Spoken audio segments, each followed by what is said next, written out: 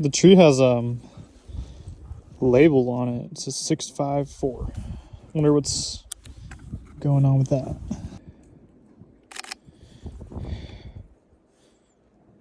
And we drove by this car and it's like perfectly cut. So I'm gonna see if I can take some cool photos of it.